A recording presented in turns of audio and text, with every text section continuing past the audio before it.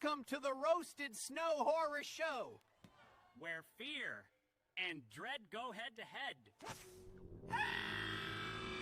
Welcome to the show, where the screams collide, where blood runs cold, and the shadows hide. Each week a fight, two films will clash. Last week's champ, will it burn to ash? The Roasted Snow Horror Show, where fear and gore will always flow. One film wins, one must go. The Roasted Snow Horror Show. Lights go down, the fight begins. Which nightmare takes the final win? You pick your side, we'll break it down. The Roasted Snow, the goriest showdown. and here are your hosts. Chris and Ryan! Welcome everyone into the Roasted Snow Horror Show. I'm your host, Ryan Ross. So everybody thinks my last name is Roasted. That guy. Chris Snow. Snowman. Sexual Tyrannosaur. Pill with the face. All things alien lover. What's up, dude? Dude, I've had such a great We're a little week. delayed here. Yeah, give it a second. Are we good? Okay. Now, Yep, you're synced up. Am I synced up? you're a tad behind, but it's a lot better than it was. Okay, awesome. Did the intro work? Yeah. Do you want to try? Okay. We'll let just me get- roll with it. Fuck it. We're rolling with it. We'll do it live. Okay, we'll do it live. All right, here. Action. Boom. I'm good, man. I have had the best week.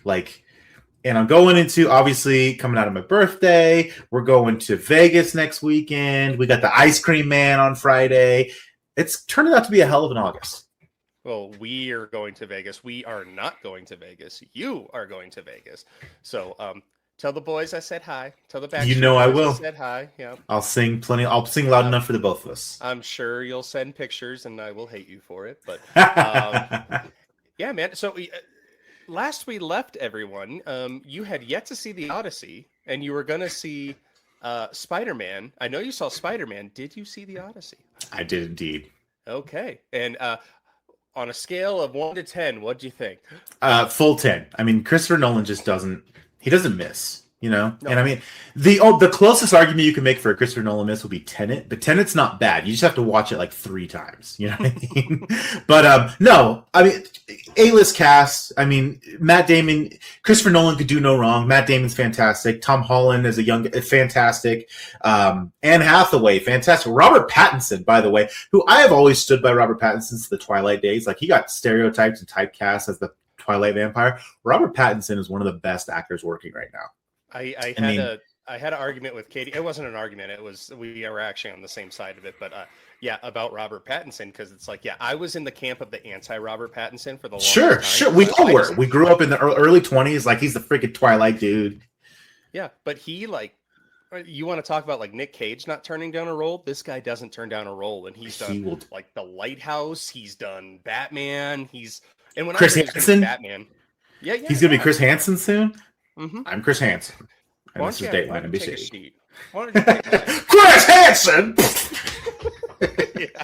Well, and like I heard he was going to be Batman. I'm like, are you kidding me? Same. And I was like, that movie. Like, props to him. He can do no wrong in my eyes. He is far beyond his Twilight days. And amen.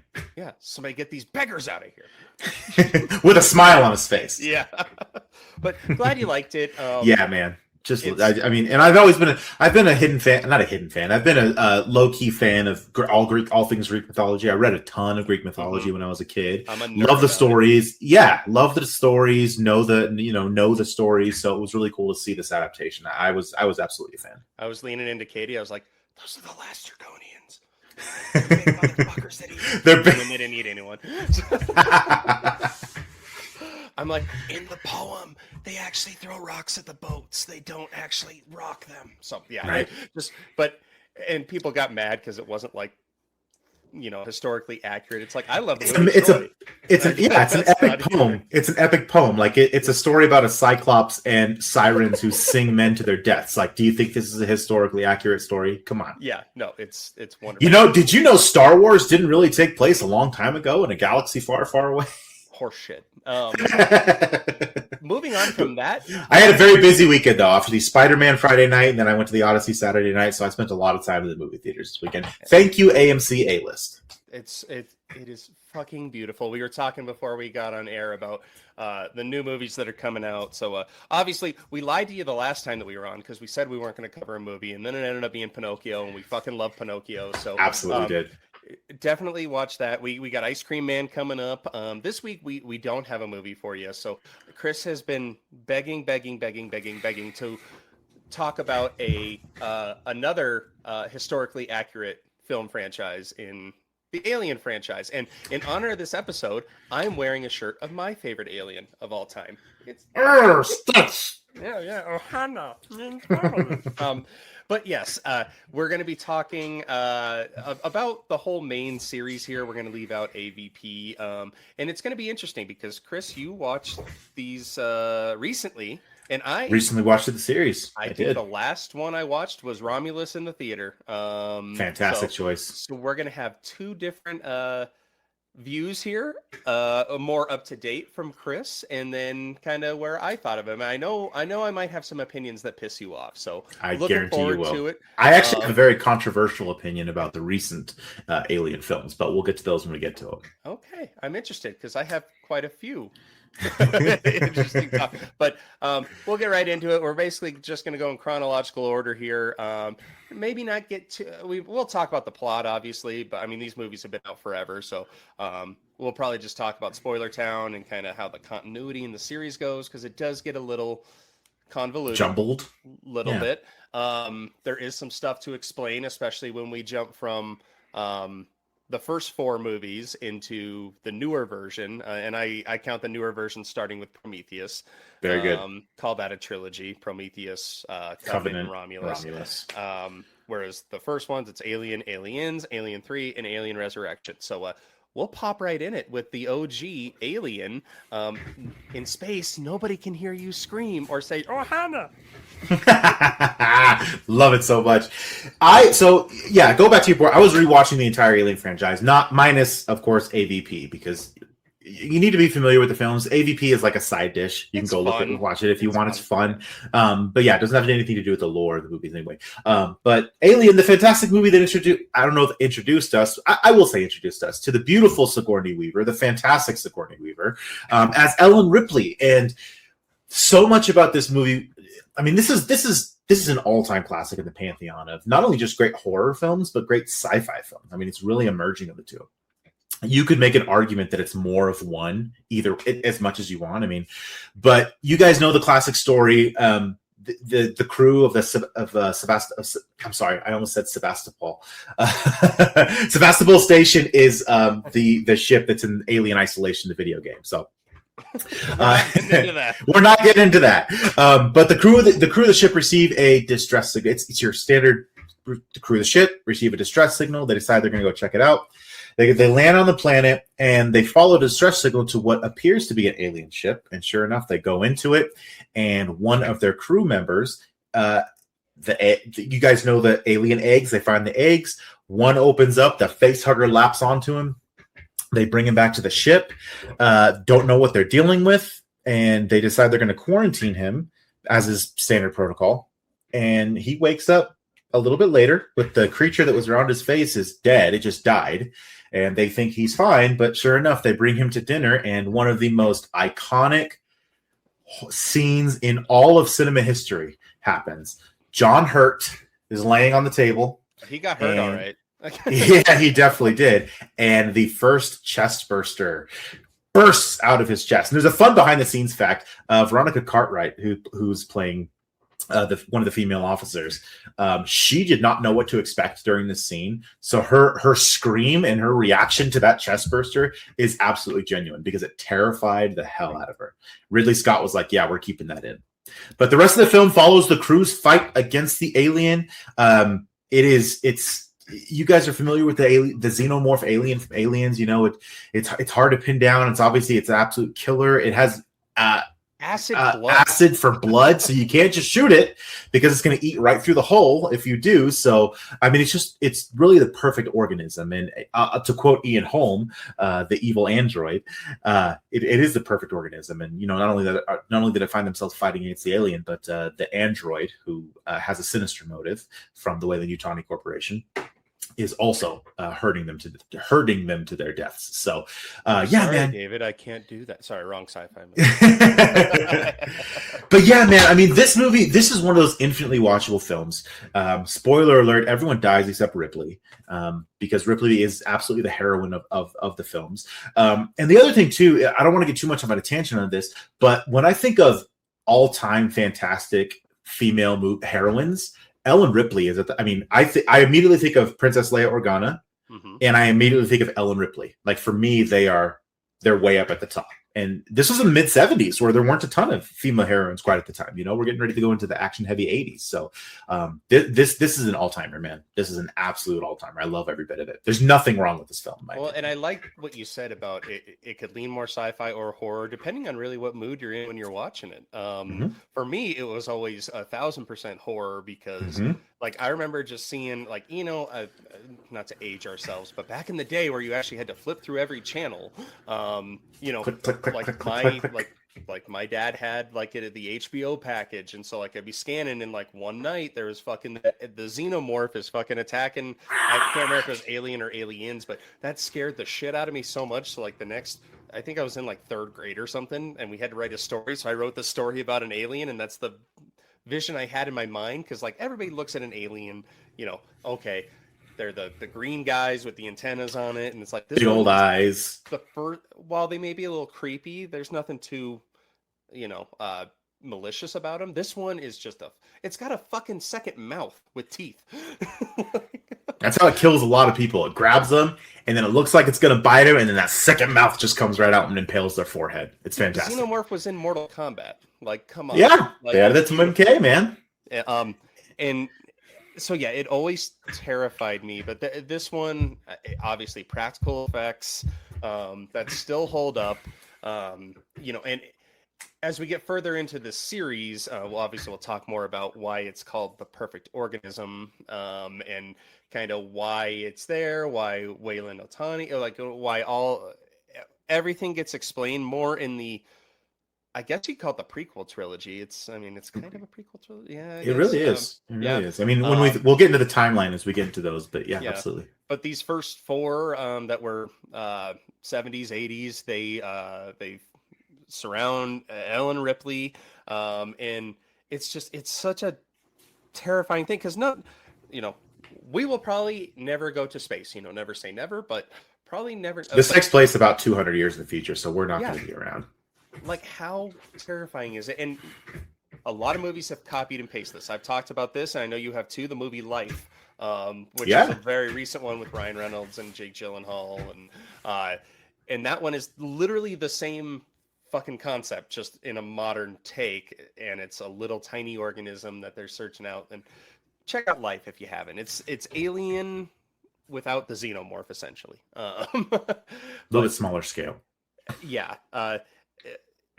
This one, it's so hard to pin down, like, especially at the end when we get to what our favorite one is. I mean, it's tough, because you have this great movie in Alien, and then you get Aliens. Oh my god. Which is it's on the Mount Rushmore of sequels. You guys, I have a fight with my old band from Glenwood Springs. We would get, because my bassist Corey and my drummer Josh, they're older. They were born in like mid 70s, so they grew up on this stuff. We would always have the conversation like, "Hey guys, what is the greatest action movie of all time?" My unchanging opinion of that is Terminator 2. I think Terminator 2 is the best action film of all time.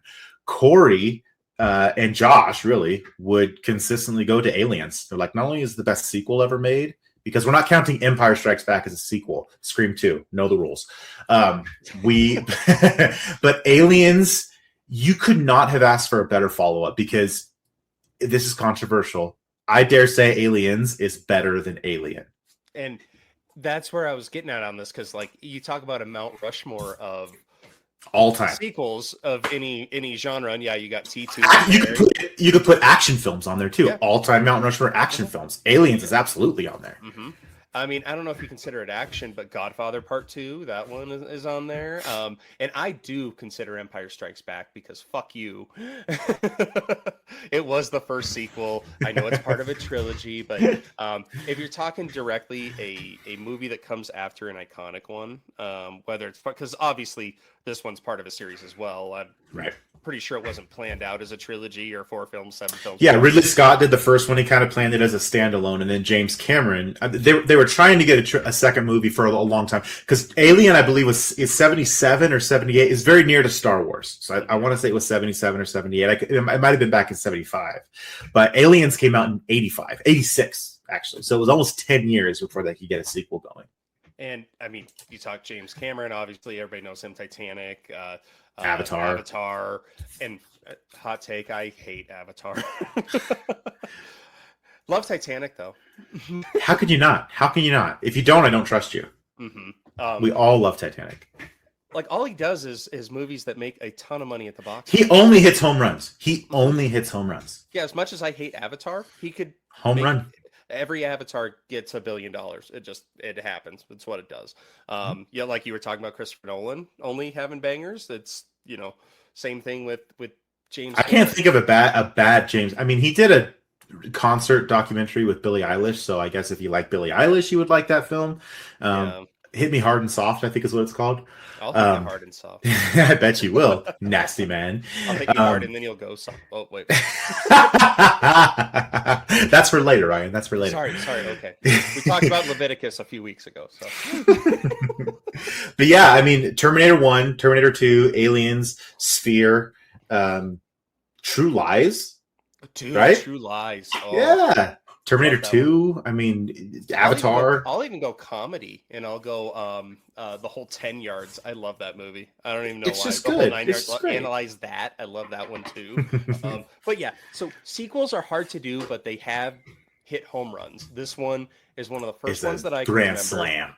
Because not only do you take this premise that you had before, but you add in it says it right in the title. It's plural. It's not one xenomorph. It's a fucking clan of xenomorphs. There's a queen. I mean, you would speak to it better than I would, but like, isn't Ellen picked up by some other crew? She's been in hyperspace. She's been in space for over 100 years. Right. Because at the end of the first one, I guess she's the only survivor. She enters hypersleep because she's not going to she destroys the ship. Like the idea is that I'm going to abandon the ship, destroy it, and it's going to destroy the alien. So she gets out on a shuttle and she puts herself in a hypersleep, but she's basically, the shuttle is missed like on its pickup route. So she's in hypersleep for over 100 years.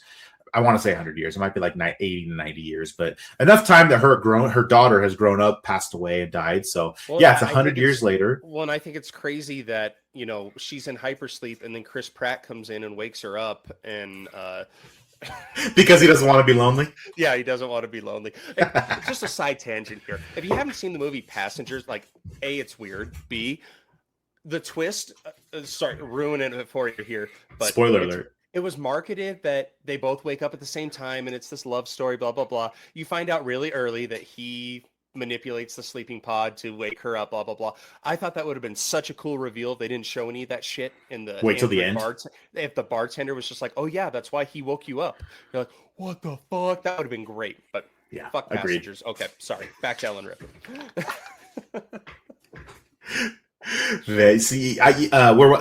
She's asleep. They find her. She comes back to Earth, and of course, Weyland-Yutani is like, "What happened? Tell us everything."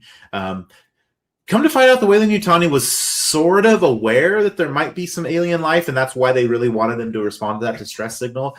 All that to say, come to find out that a planet of colonies on planet LV-426,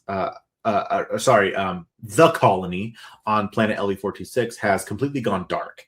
They haven't heard anything from them. So Weyland-Yutani hires, they send some Marines out there, some colonial Marines, to go out and find out what's going on. And it's very key that they don't send 1 or 2 or 3. They send an entire platoon of Marines because they're like, there might be alien life here. If they've done anything sinister, you need to kill them all. So they all go out there.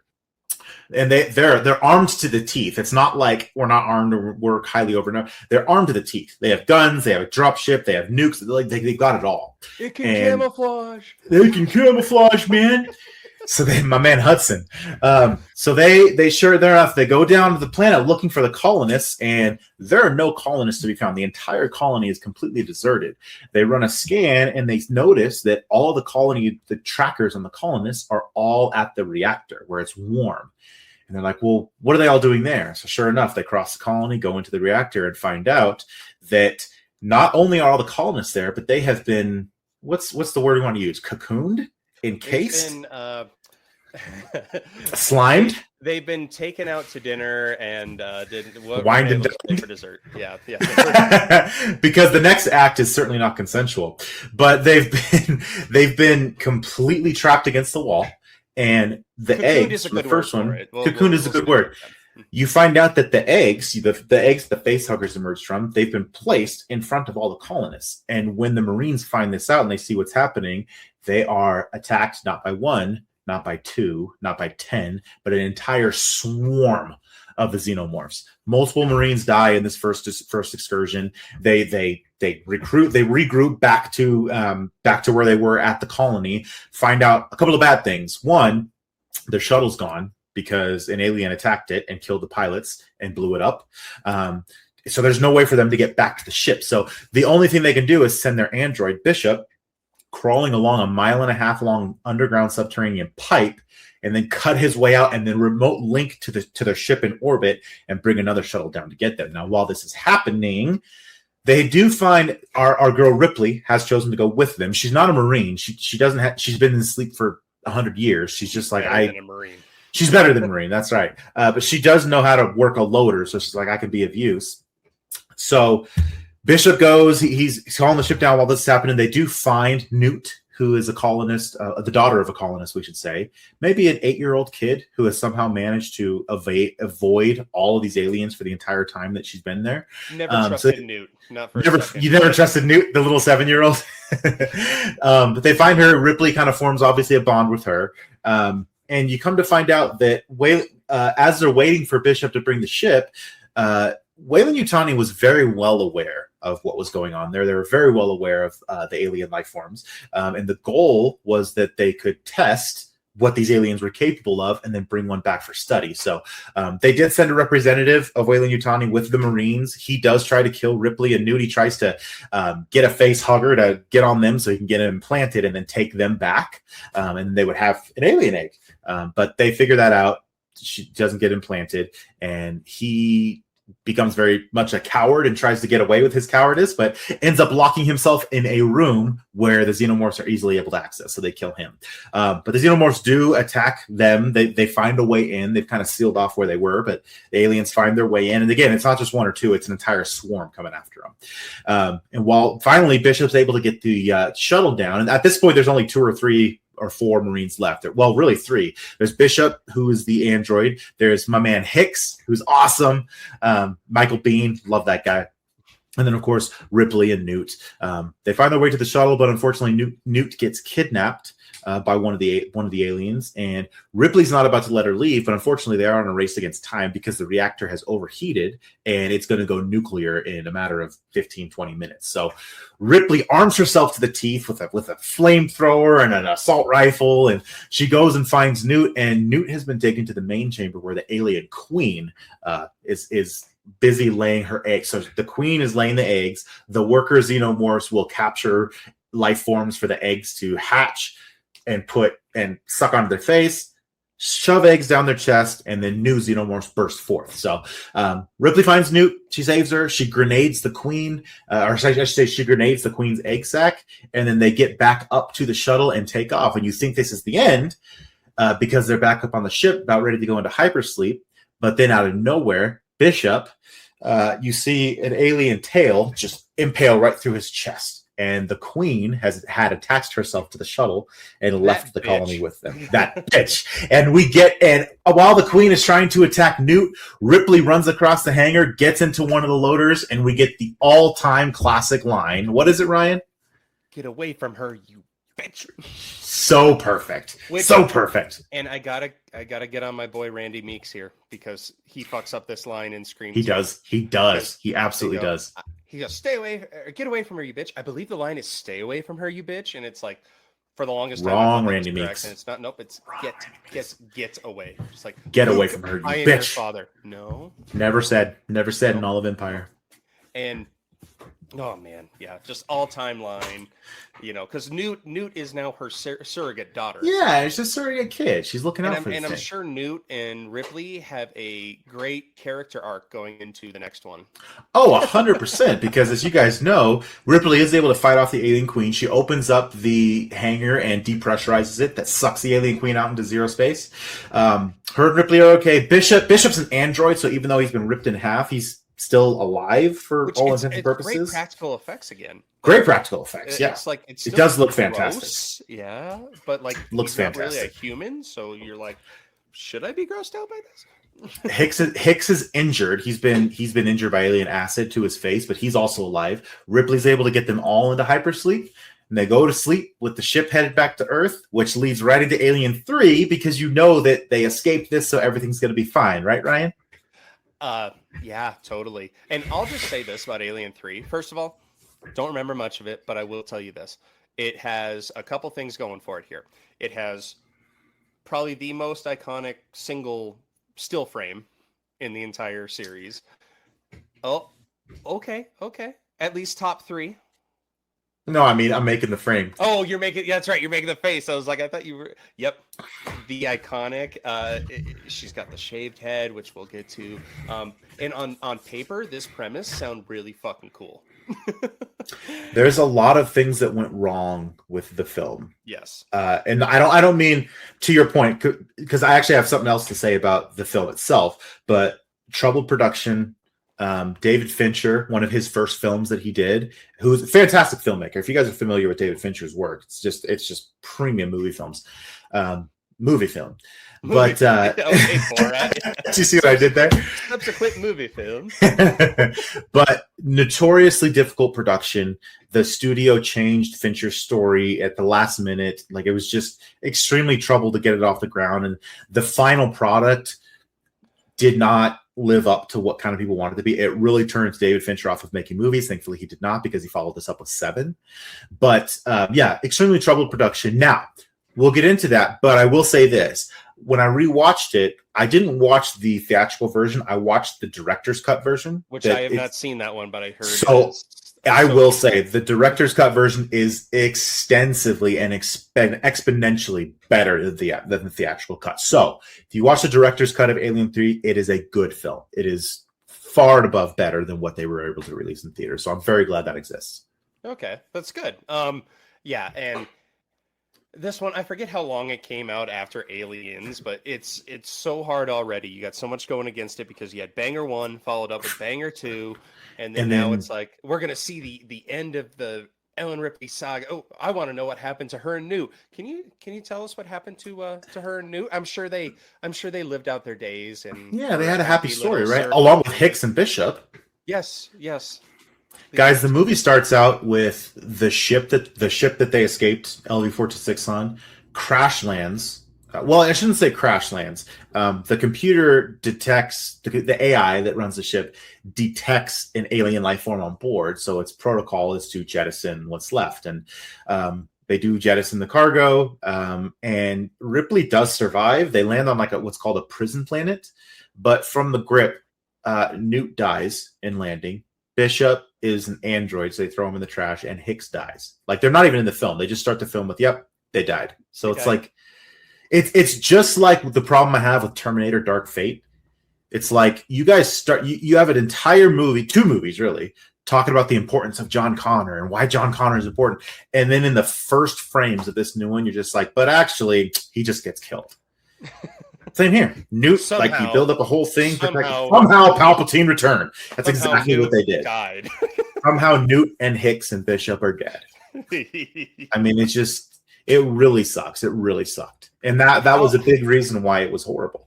But how cool is a setting of a prison planet? That's fucking badass. And one thing that bugged me about this one too is that, and maybe it's different in the director's cut and the theatrical cut. The first two movies are very, like, their color palettes are very, it's obviously very spacey. There's some dark navy. There's a little bit of green. The first one's kind of yellow green. The second one's kind of blue. Yeah, the second one's kind of bluish. If I remember correctly, isn't this one like super duper yellow? Yes. Yeah. Very much so. Also a huge, like, literal tonal shift there. Absolutely.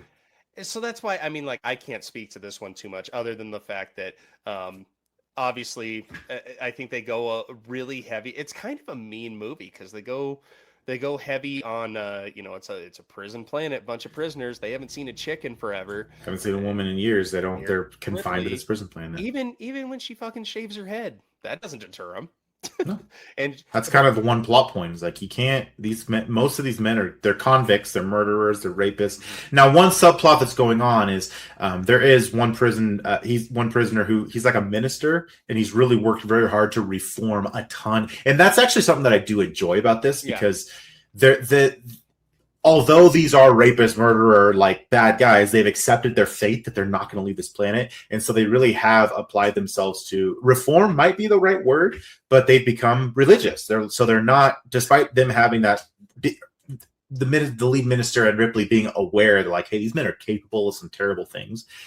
They do kind of shine the light might be the wrong way to say it, but they do kind of highlight the fact that these men are actually fighting that internal battle of, like, we don't want to be the things that we're here on this prison planet for. Right. And like that's cool character development. And it really is. Yeah. Yeah. So, who are the real monsters? Exactly. And the crappy thing about and again, this is one that just doesn't sit well, is the reason that Ripley and Newt and Hicks, the reason that they were ejected from the ship and why they landed there was because the computer determined that there was an alien life form on board. So Ripley is kind of under the impression, like, was there a face hugger? Like, have I been implanted? Was Newt implanted? Was Hicks implanted? Hicks' body was completely destroyed in the crash, so it's definitely not Hicks.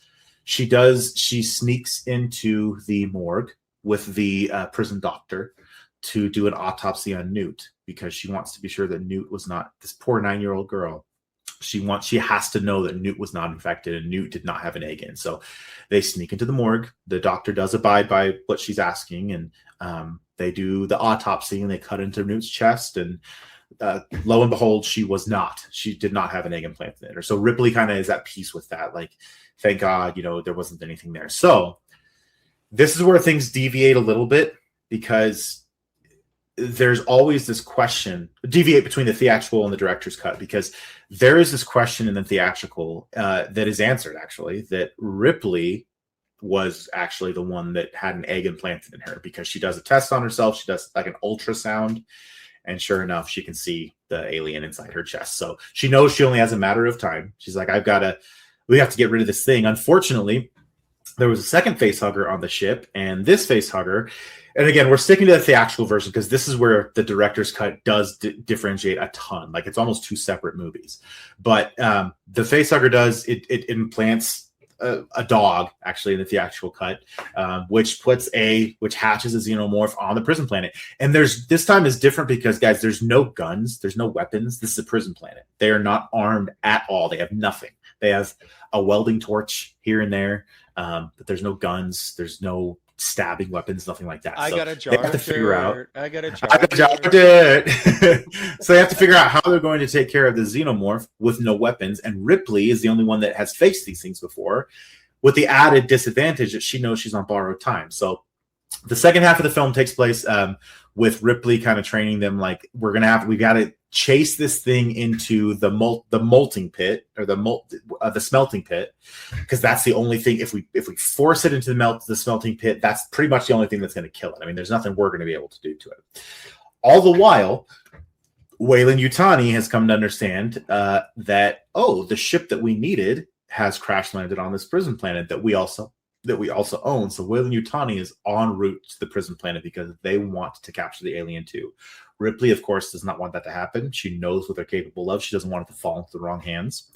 So skip this whole second half of the movie is their battle against the one xenomorph, and she is able to eventually kill it. And this is where things get extremely interesting, because although she has killed the alien xenomorph, she knows that she has a xenomorph in her own chest, so she has to die too. And the climax of this film is Weyland Yutani appears, and another android who looks exactly like Bishop. It's the same model. She's above the smelting pit. She's about to just jump in, and the Bishop is trying to talk her out of it, saying, think of all the good we can accomplish. We can help you, Ripley. We can get it out of your chest. Like, this is the right thing.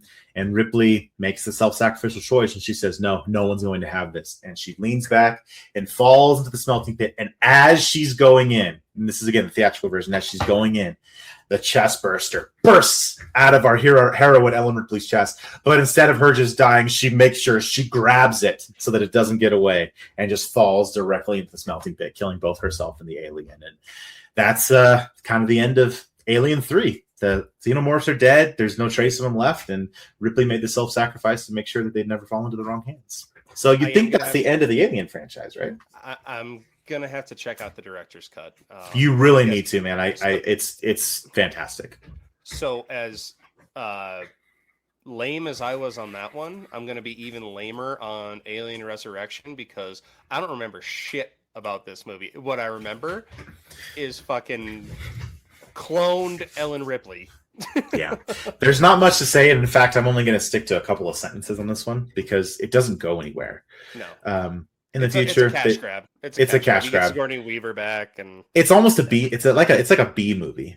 They somehow got Winona Ryder in there. Right. Sigourney Weaver signed on. I don't know how they got her to do that, but it's 8 years. It's like 7-8 years after Alien 3. Suffice to say, guys, they've cloned Ripley because they believe she has some kind of innate connection to the Xenomorphs. They're able to receive Xenomorph DNA. They replicate the Xenomorphs, and sure enough, the Xenomorphs break out once. It's like Jurassic Park. You keep doing this. You keep trying to do this thing, and it never works. I just need Ian Malcolm in the corner being like, life finds a way. Aliens find a way. The Xenomorphs get loose. They run havoc through the entire station. Ripley, once again, even though she has this connection to the Xenomorphs now, she is still a clone of a human. And so she kills them all. She kills the final Xenomorph in the shuttle as they're crash landing back to Earth. And then again, this is where things just don't go anywhere, because they land on Earth and you think like, oh, the clone of Ripley is finally home. But then they kind of leave you at a cliffhanger, like Earth looks like it's been destroyed and it's on fire too. It's just a wasteland. And then the movie ends and we've never revisited that. So because it was Judgment Day.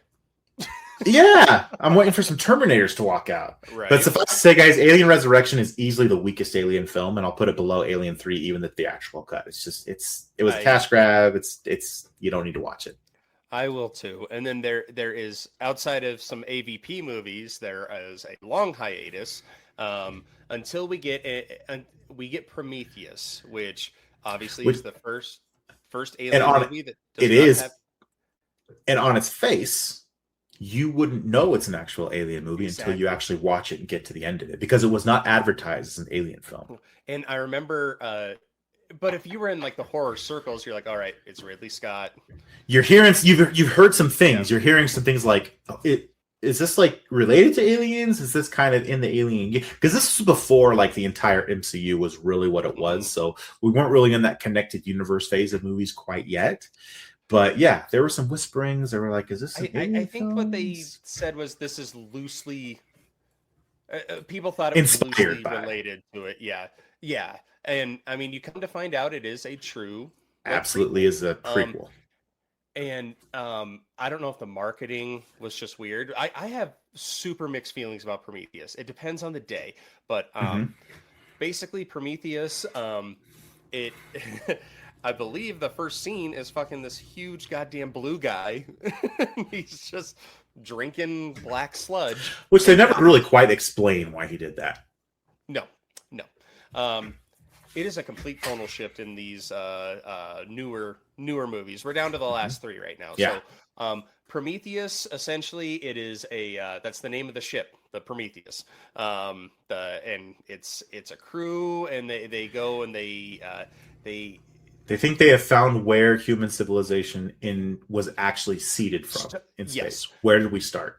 Mm-hmm. And they land on this planet, and there's a fucking U-shaped ship, and we can go back to Alien, because I believe in Alien they have the space jockey, and don't know who the hell he is, just this big ass alien with a helmet on. Or In the ship that they found the eggs in, they call him the engineer. Yes. And it's just like this. It looks, call it maybe a mummified corpse is the best way to kind of put it, but it's twice the size of a normal human being, and he's laying in the thing, and he's clearly dead, and his body's just mummified. And similar in Prometheus, they kind of find something kind of along those lines as well. Right. And these big guys are the engineers. Essentially, this is who created humanity. On this crew, one of my favorite characters and actors actually is Fassbender. Michael Fassbender. Absolutely. He Fantastic plays an android. David the android. And he is obviously he is a very close property of the actual Weyland-Yutani. Mr. Weyland. Mr. Weyland is part of it. There's some more backstory that goes into it in a couple of the other movies, but essentially the group finds obviously there's an egg room, there's a throne room. Basically they come to learn that these guys created humanity. Like how, why, what is the deal? I believe they find a severed engineer head. Mm-hmm. And they stop in if I'm getting any of this wrong. No, you're right on. They basically, not only did they, well, I guess the real thing is not only did they create humanity, but in their experiments, they created something else as well. Yeah. They or maybe they stumbled across something else, I guess might be a better way to put it. They stumbled upon, the early, and I think they even put it in the trailer. They're like, it's Fassbender holding up a little organism, like, great things have small beginnings. Mm-hmm. And it's just like they find in the engineer's room, they find like it's call it a vial, but out of the artifacts in the room, it's like a little vial of black, maybe ooze, black something. And that's what they want to study. They're like, this is organic. We need to see what this is. And sure enough, that ooze is more gaseous than anything. And one of the crew members inhales it. And fast forward a little bit, that ooze in the crew member becomes something completely alien. We see our first proto-xenomorph, I guess is the best way to put it. Which, that's also part of my love-hate, is I want to see the Xenomorphs. That's what I want to see. But because it's not an official Xenomorph. The only thing that really gives you the idea is the fact that it's like this octopus thing that will latch on. But they also bring the engineer back. They're able to get the engineer out of the mummified, desiccated part, and they bring him back to the ship, and they're able to resurrect it. And it's not friendly. No. Essentially, they come to find out that the engineers were planning on ending humanity. They want to know why, but yeah, the engineer wants to fuck everybody up. I believe there's so much that happens in this movie, and the first sign you kind of get if you walked into it blind that it is part of the Alien franchise is the mention of Weyland-Yutani and this and that. You're like, okay, shit, here we are, and then little other things. When I saw this movie, I knew it had something to do with Alien, and I was just bored. And then when I rewatched it a few years later, I was like, you know what? Oh, this is good. Perhaps I was too harsh on you. The biggest thing that fucks with everybody in this, and I believe it's Dead Meat that says these guys went to the Prometheus school of running, is because there's a scene where the ship is falling and they are just running in a straight line. It's like, fucking swerve, bro. Charlize Theron and the main character, the main doctor, just running in a straight line, and then she falls and she looks up and she goes, "Ah!" while the ship just comes. It's like, roll to the left. No. Essentially, long story short, David, the android, has his own agenda. He hates humans. He wants to, I don't know if it's because he wants to be human or what, but he has always been resentful. He's basically he's like the prototype android, and he has self-awareness. Yes. And so he has no qualms if any of these fuckers die, and almost all of them die because it is a alien type movie. Basically, there's two, David and God, I forget the chick's name. What's her name? Doctor something. Doctor something. I will say this too, like David's not in this film. We'll get to this in Covenant a little bit more. Yeah. He's not as sinister in this one. He's more. It's underlying. It's underlying. He's not overtly sinister though. Like he's not actively trying to kill them. He's kind of indifferent to their suffering. I guess he's indifferent to their deaths. Because we come to the end of it, and the ship they arrived on sacrificed. This is actually my favorite scene of the film. My man Idris Elba, who's the captain, he says, "Guys, the ship reactivates and it's flying away. It's gonna do damage to humanity, right?" And he's like, "Guys, we can't let this ship happen.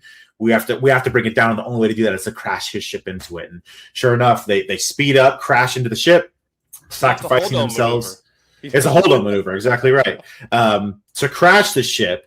But in our final scene, well, our second to final scene, David and our doctor have the ability to reactivate a ship and go deeper into the galaxy to find out what were the engineers planning, where did they come from, what did they ultimately want to do. So basically, they're going to go to the engineer homeworld, and they have the ability to take off and head that way, which is where David wants to go as well. So that's the end that we see of those two. However, we come back to our engineer that was in the that they resurrected, and the prototype xenomorph thing that looks nothing like a xenomorph, but it was just it had latched onto the engineer's face, and that's where you're like, oh, this is interesting. So before the movie ends, we go back to the engineer, and the thing has fallen off his face, and it's clearly dead, but its chest is doing this, and sure enough, up out of its chest comes basically the true xenomorph prototype. And this is where you really know, like, okay, we know where we're going, because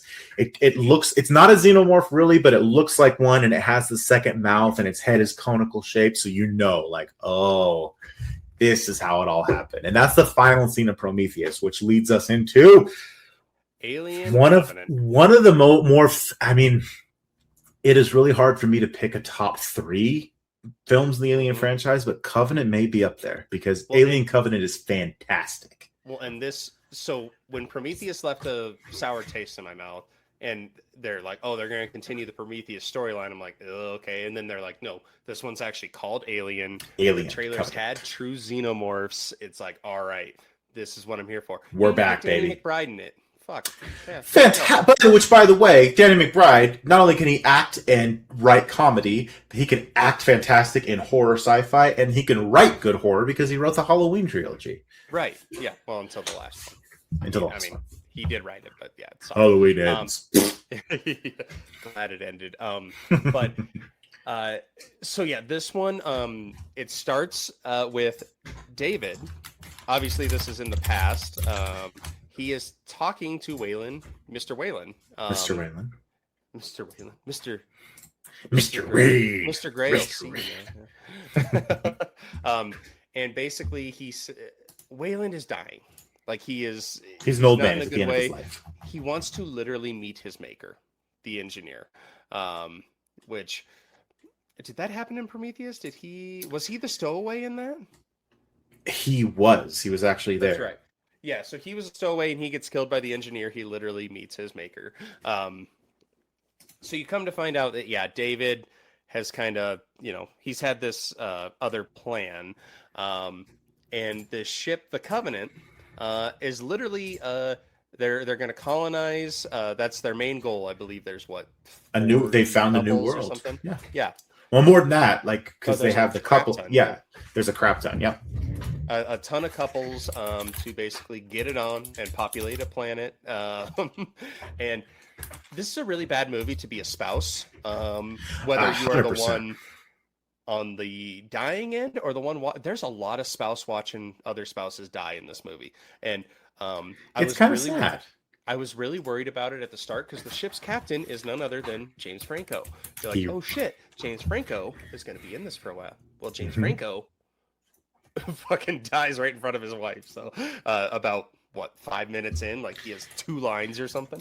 What happens is, the ship that they're on, in a solar storm disrupts it. Our android Michael Fassbender he's the only one awake because obviously everyone else is in hypersleep. But a solar flare disrupts the ship.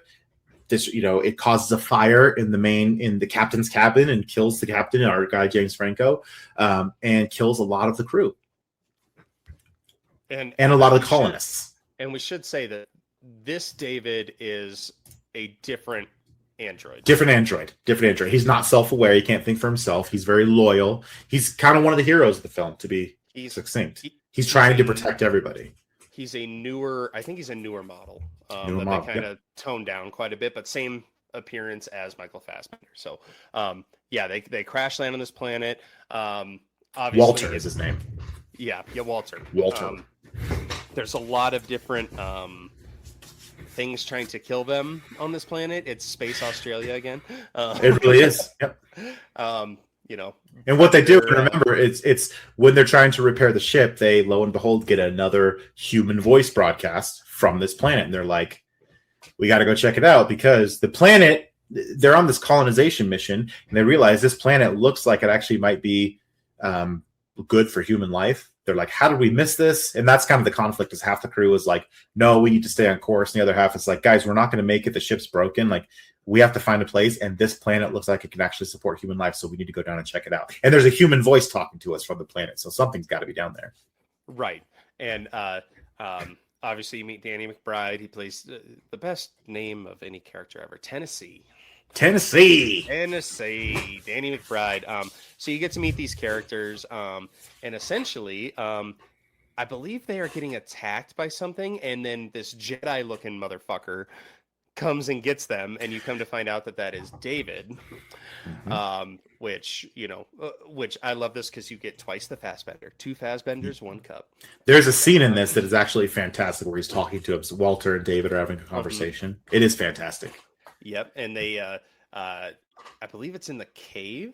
Is that right? They're talking to each other, and they're, because they're playing the. He's trying to teach Walter how to play the flute or something. Yeah. Well, what happens is he does rescue them because there's a flora on the planet that they end up disturbing. One of them inhales it, and they get him back to the ship because he's extremely sick.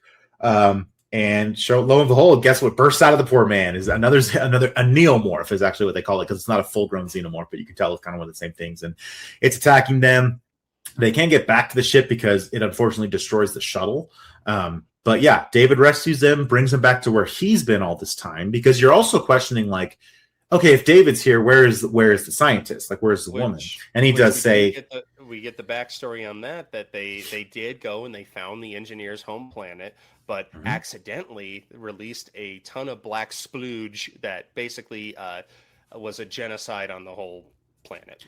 Spoiler alert, it was not an accident. David did it on purpose because he wanted to see what this was going to do. And spoiler alert, Elizabeth Shaw, Dr. Shaw did not die in the crash. David killed her and experimented on her, because ever since he released that bioweapon and killed all the engineers and killed Dr. Shaw, he's been experimenting on that weapon to create the perfect genetic organism, which guess what that turns out to be? Our friend. Hanneman's family. So it was actually David, the first android, that ended up engineering the perfect Xenomorph. And he brings Walter down to show him and tell him.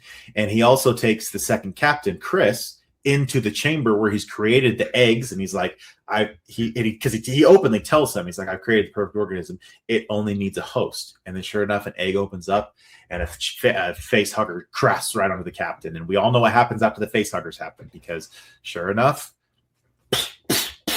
here comes the Xenomorph Alpha. And this thing is, again, it's their first encounter with something like this, and it runs roughshod through a few of them.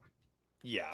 And there's some really great action in the climax of this film. Really cool.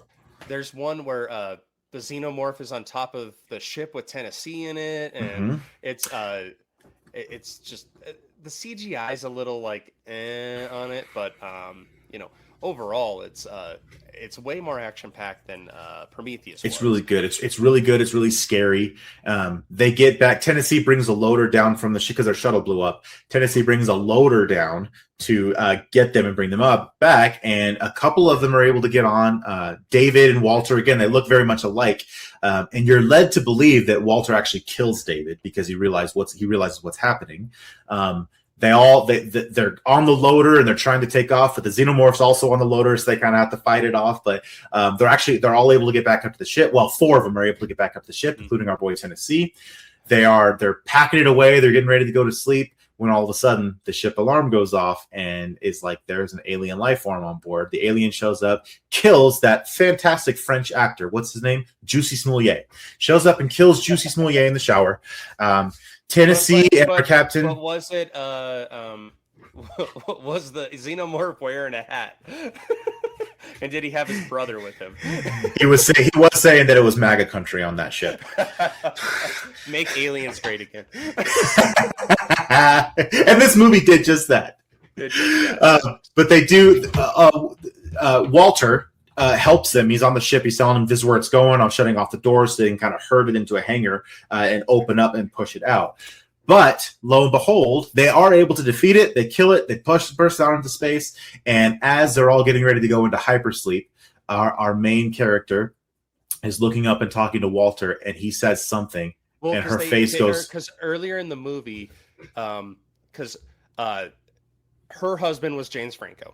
And she had talked about with Walter, because they were like friends, she had confided in him that, like, I have this dream, he had this dream to build this cabin and live out our days in a cabin. So she says something to Walter, who she thinks is Walter, which if you're a horror fan, you probably saw this coming a mile away. But she says, she's like, there's still time to build that cabin. He goes, what cabin? What are you talking about? And then that's how she knows that she realizes it's David, and she can't do anything because she goes right to sleep right when she realizes it. So and then David sends a bunch of the prototypes, his prototype Xenomorph facehuggers, like in him, and he pukes them up, and he destroys. There's human fetuses in cryo storage, and he destroys 4 of them and just takes them out, and then he pukes up his prototype Xenomorphs and puts them in cold storage instead.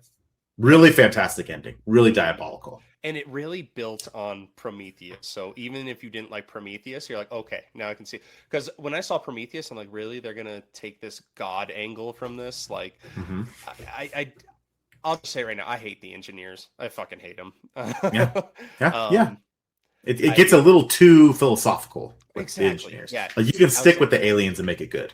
Like, I just want the aliens to fuck people up. I'm fine with the evil corporation going. I'm pretty sure Weyland-Yutani, was responsible for the back rooms, but they're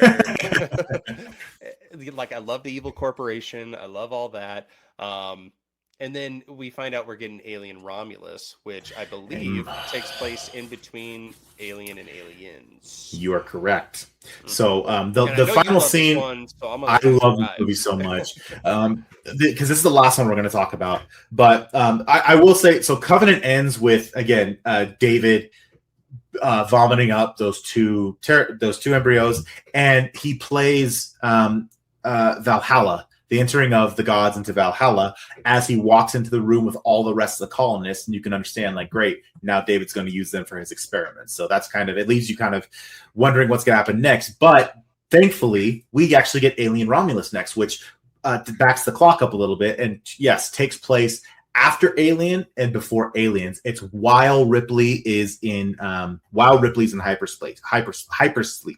So you don't see her at all. Now, this one's interesting because it kind of goes in a completely different direction, and it works out fantastically. I want to say from the grip, guys, Alien Romulus is so good.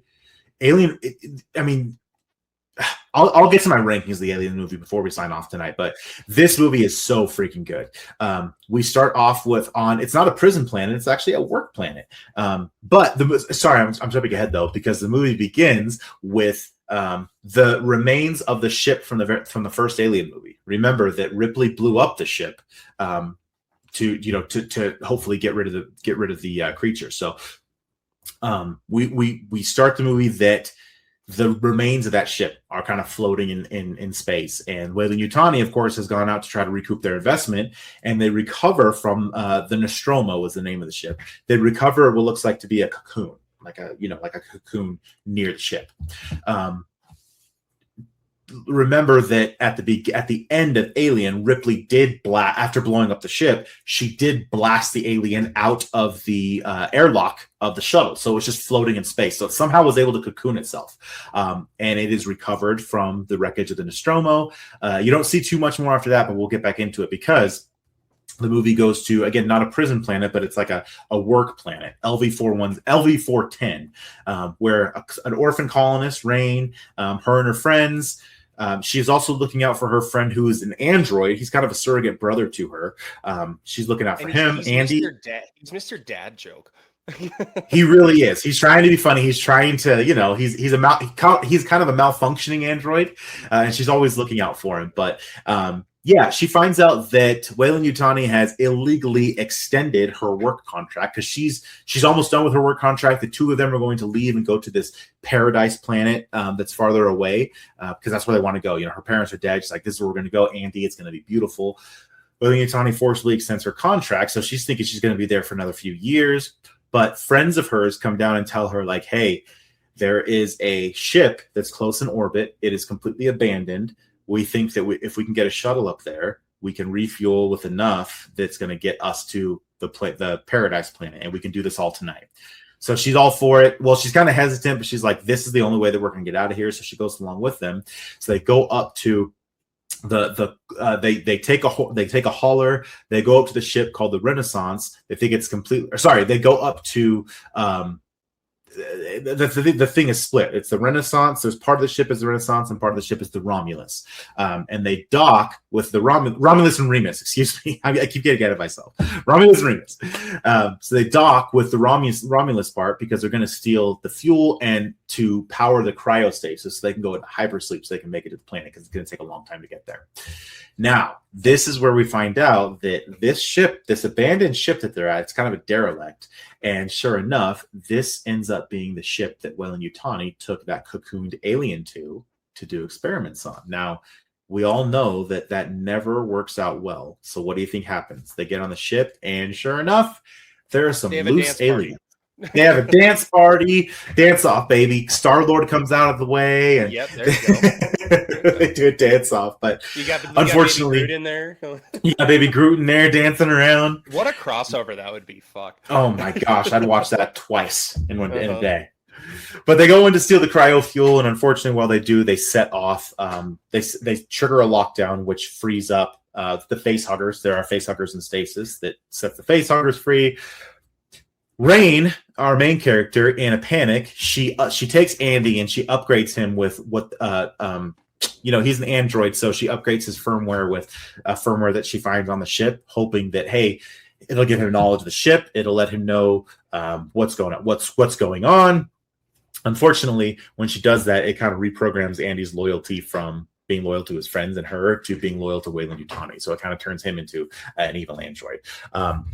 One of the characters, unfortunately, is impregnated with a xenomorph egg, as usual. So it's a boy.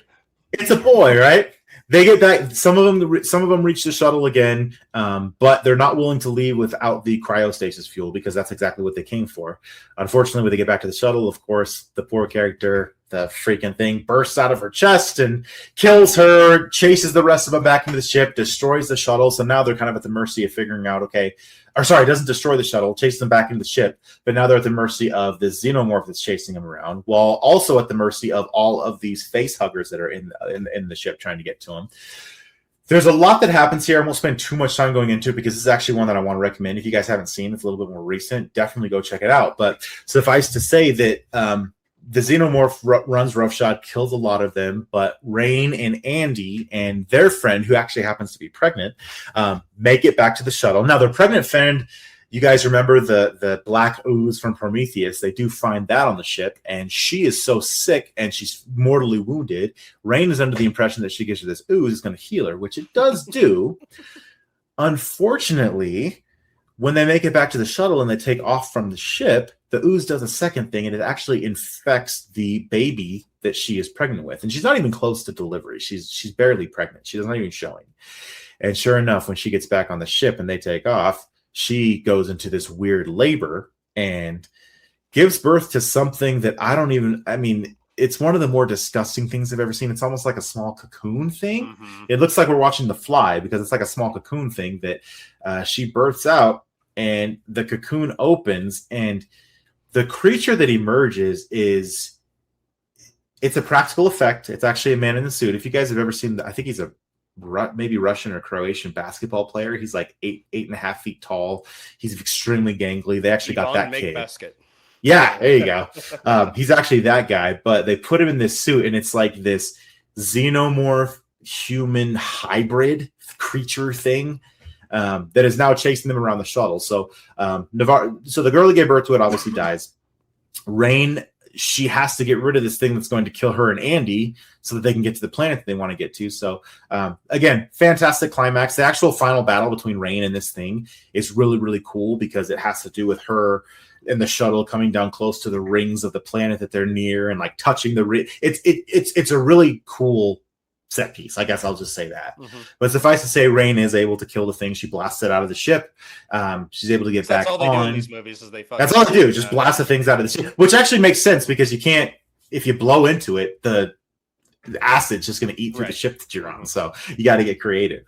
So she's able to blow it out of the ship. She gets Andy and herself into cryo-sheep and sets a course for the paradise planet that she's been wanting to get to. And that's kind of where we leave it off. But don't want to get too into that one, guys, because if you haven't seen it, we might do an episode in the future where we really talk a little bit more in depth about it. But I want to go back and rank my Alien films because it's very controversial for me to say this, but number 3 is probably the original Alien for me. It's not even in the top 2. It has nothing to do with how good it is. It's because the quality of films coming after it were just so good. So Alien is probably my number 3. My top 2, depending on how I'm feeling in the day, is actually Aliens, followed by Alien Romulus is actually my favorite Alien film. And you could talk to me on a Thursday and I might be like, you know what? Alien Covenant is probably number 3, followed by Aliens and then Alien Romulus. Covenant is right there making waves with the first Alien film. But man, Romulus, I was so pleasantly surprised. I actually went to see Romulus at about 10:30 p.m. on the night that it was in theaters because I was like, I don't have anything else to do tonight. I'll just go check it out. And I was just blown away by how good it was. It's directed by our boy Fede Alvarez, who also did the Evil Dead remake back in 2013. We got to give this guy more movies to make because he just does no wrong. But they're always really good. Yeah, Romulus is just fantastic. I'm going to piss you off with my top 3. Well, I think you're insane. Okay. Well, you don't even know what my top 3 is. First of all, at number 1 is Resurrect. No, I'm kidding. You sick fuck. No, Alien 3 and Resurrection. They're the bottom 2 for sure. And like you said, it could switch on any given day. Sure. But I am going. Number 3 is Aliens. Okay. I love it to death. Love it to death. Number 2 is Alien. Okay. Just because I just, and it goes back to when I was a kid and just seeing, and the first time you see the chestburster, it's just, so good. And my number 1, and I can't believe I'm fucking saying this, but it's Prometheus. Really? You don't even have Covenant or Romulus in the top 3 at all? Well, they would be like 3A, 3B, given them A, because they are very good. They're right there. But Prometheus, for me, I think it's just because of how strong the flip was. Because when I first saw it, I fucking hated it. Hated it. Saw it in theaters, thought it was the dumbest thing. I'm like, do we really need an Alien prequel? And then watching it again on its own before Covenant came out, I'm like, okay, I'm starting to get more of this. And then how they built on it with Covenant. Covenant really made Prometheus better. Sure, absolutely. It's like you make your teammates better in practice. That's what it did, but it set the foundation for these new movies to come out. And going back, it's just there's something just so, I guess, basic about it. Like, it's just these people, they don't know what they're looking at. We as the audience know, like, oh, this is the beginning of Alien, blah blah blah. Let's figure it out. And then just, I don't know. Today, it's Prometheus. Which, again, people have a love-hate relationship with it. But if But if I had to pick one, Covenant or Romulus, I think I'm going Covenant. Mainly because it is a companion piece to Prometheus. But Sure. But yeah, Fantastic picks. I mean, all these films are strong. Like the remake, not the remake, the continuation trilogy, Prometheus and then Covenant and then Romulus are just A-tier films for me. I'm really glad Ridley Scott did Prometheus and Covenant, and then Fede Alvarez did Romulus and gave us that fantastic film. Well, and it made sense because Romulus was its own story, essentially. It has callbacks and whatnot and foreshadowing. But like, it's the same thing like Saw 10 takes place between Saw 1, Saw 2. It's like, there's a lot of these different stories you could tell in between these franchises that could fucking work. I mean, there's 100 years of between Alien and Aliens. Dude, Final Destination Bloodlines. They flipped the script. Instead of a tragedy that takes, you know, a group of friends' lives, they do it from the 60s, and death is working. Weave it out into everything. Hundreds of people. Yeah. So, like, I love it when a movie does that and messes with the timeline in a way that makes sense.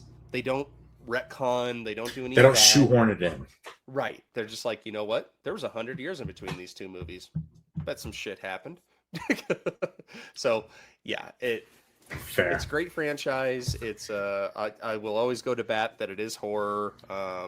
It is space, but sci-fi. It's all good. I can't do a recommendation this episode because it's everything. We mentioned Life, you know, but I have just watch the Alien movies, dude. Like, absolutely throw one on there. I'm going to throw kind of out of left field because it's similar to Life in this you know, Alien Life kind of thing. But this one's Splice with Adrian Brody. It's been so long since I've seen Splice. I gotta watch it again. Yeah. So this one kind of starts off kind of innocent. You have some people who have made a hybrid creature. It's like a human animal hybrid thing, a new form of life. They've spliced DNA, and everything starts out fine because this creature thinks that they're its parents. But things take a sinister turn as the creature gets older and becomes more a juvenile into an adult. So yeah, Sarah Pauli, Adrian Brody. It's kind of one of those ones that flew under the radar, but it's good. Awesome. With that, guys, that is Alien, the Alien franchise as it stands right now. But coming up next week, we got Ice Cream Man. And unfortunately, I have seen a couple just like scrolling through social media, and there's a couple people with their reviews, and they said it's all guts, no brain. So we'll see if that because the kids are eating the brains. Yeah, let's see if that matches up to what we think. I'm excited for it. You told me that you're already sick to your stomach beforehand. I already got my ticket. It's Friday night. I'll be there. Oh, jeez. And I'm either seeing it Thursday or Friday night. We'll see. But can't wait to talk to you about that one. We got a few more coming up in August. We got Insidious coming right around the corner. It's going to be such a good... We got Resident Evil next month. Resident Evil's in there. And then we go right into October. Shit, we're already there. So thank you guys for sticking with us through this slow month that we had. But we're going to be cranking it back up here pretty quick. So thank you. Let us know what you think about Aliens. Tell me how much I suck for picking Prometheus first. And we'll see you next time. Chris, anything you want to add? Love you guys. Love the show. Love doing this. We'll see you next week. Big smooches. And you guys are Ohana. All right, horror fans, thanks for listening to the Roasted Snow Horror Show. Hanging out with Chris and Ryan. Don't forget to follow us everywhere you haunt your feeds. TikTok, Instagram, YouTube, and all your favorite podcast apps. Stay spooky. And we'll see you next episode.